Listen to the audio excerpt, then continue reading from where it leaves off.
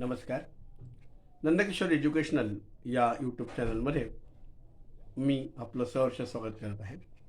Subordinating conjunctions यामध्ये आपण subordinating कंजंक्शन्समध्ये जे मुख्य शब्द असतात त्याबद्दल आता आपण पाहणार आहोत. मग यामध्ये कोणते कोणते शब्द येतात? तर यामध्ये येतं, हा पार्ट 4 आहे. यामध्ये येतं after, because, if, that, though, although, till, before, unless, as, when, why,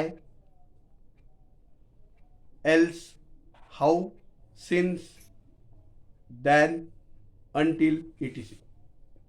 आता रिलेटिव्ह ॲडव्हर्ब, पुढचा पॉईंट बघा. रिलेटिव्ह ॲडव्हर्ब म्हणजे संबंधी क्रियाविशेषण अव्यय, आणि कंजंक्शन्स म्हणजे उभयनामी अव्यय. म्हणजे काय असतं ॲडव्हर्ब? आता हे क्रियाविशेषण अव्यय सुद्धा याच्यासारखं वापरले जाऊ शकतात, कंजंक्शन सारखे वापरले जाऊ शकतात. आता याच्यामध्ये नेमके कोणते कोणते कंजंक्शन्स वापरले जाऊ शकतात क्रियाविशेषणासारखे किंवा क्रियाविशेषण कंजंक्शनासारखे? तर एक हाऊ, वेअर, व्हेन आणि व्हाय, हे जे 4 शब्द आहेत ज्याचा उपयोग किंवा ज्याचा वापर दोन्ही प्रकारांनी होतो. जसं रिलेटिव्ह ॲडव्हर्ब बघा, this is the way how he past, हे झालं क्रियाविशेषण अव्यय. आता कंजंक्शन म्हणून हे कसं वापरलं जाईल? I do not know how he pass. लक्षात आलं? पुढचं उदाहरण बघा, this is the place where he slipped, आणि हे झालं क्रियाविशेषण सारखं. आणि कंजंक्शन म्हणून कसं येईल? Tell me where he slipped. लक्षात येत आहे? पुढे, this is the reason why he failed, हे क्रियाविशेषण अव्यय. I know why he failed, हे conjunction. Do you know the time when he will come, यातला माहिती आहे का तो केव्हा आलेला? आणि हे झालं ॲडव्हर्ब, आणि इकडे येईल do you know when he will come.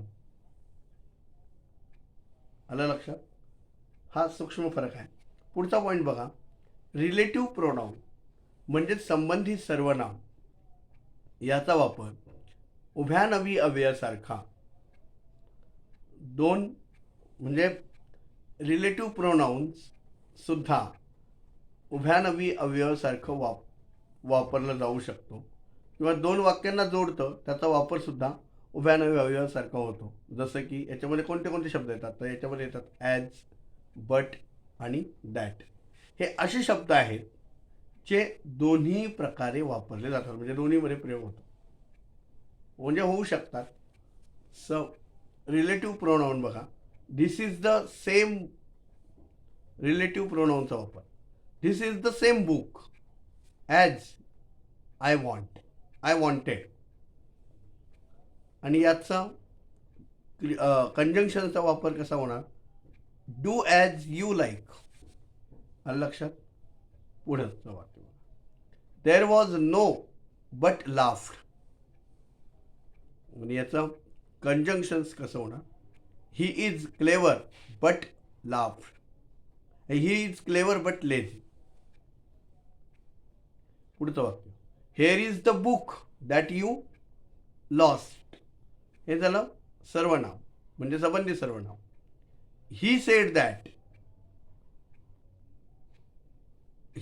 That he would go. लक्षात आलं? हे कंजंक्शन. काही शब्द असे आहेत जे आपल्या प्रयोगानुसार उभयनामी अव्यय आहेत की शब्दयोगी अव्यय आहेत ते ठरत असतात. जसं बघा, यूज ऑफ कंजंक्शन्स बघा, म्हणजे उभयनामी अव्ययांचा वापर.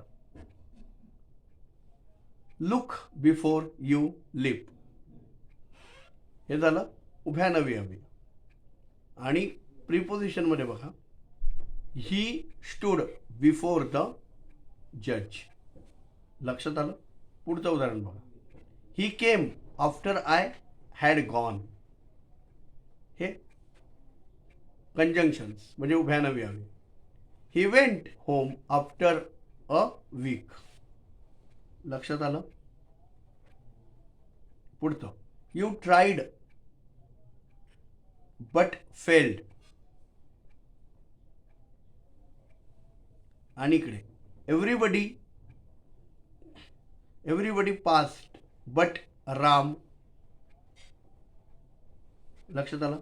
पुढचं बघा, I shall stay here till you come. आणि स्टे टिल, आता दुसरं जे वाचतोय, स्टे टिल संडे. हे प्रिपोजिशनचं आणि हे उभयानवी अव्यय. काही शब्द कंजंक्शन्स म्हणजे काही कंजंक्शन्स जे जोडीमध्ये वापरले जातात, म्हणजे जे ह्याचा वापर, यांना कोरिलेटिव्ह कंजंक्शन्स असं म्हणतात. तर ते आपण पुढच्या व्हिडिओजमध्ये पाहणार आहोत. लक्षात आलं. माझा हा व्हिडिओ आपल्याला कसा वाटला हे मला कॉमेंट्स करून कळवायला विसरू नका. भेटूया अशाच एका नवीन व्हिडिओमध्ये. तोपर्यंत खुश राहा, आनंदी राहा. आपल्या सर्वांना व्हॅलेंटाईन डेच्या हार्दिक शुभेच्छा.